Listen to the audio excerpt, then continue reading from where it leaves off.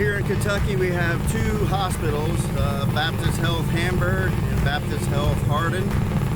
Both of those were utilizing the HyFlex Versamax machine with that power dump feature, which is really nice. Those machines are performing really well. Versamax impacted this project because I think the maintenance was low, the downtime wasn't there, and enabled the guys to come in and spray, move freely, get ahead of the schedule, stay ahead of all the other trades, and enjoy the luxuries that come with that. My understanding is that the bag rates were up in and over the 200 bag a day range, which is very good.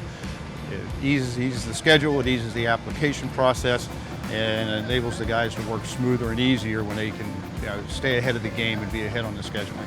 Normally it's rush, rush, rush, hurry, hurry, but the lack of maintenance and the downtime on this project I think was significant enough, and the bottom line impact of profitability, and that's the key thing.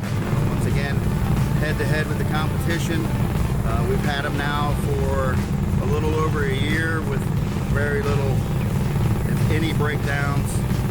Maintenance has been fairly simple. Training has been really great. The guys are picking up how they operate, how they grease, those kind of things that are important. So far, they're working out really well. So the HyFlex Versamax performing well.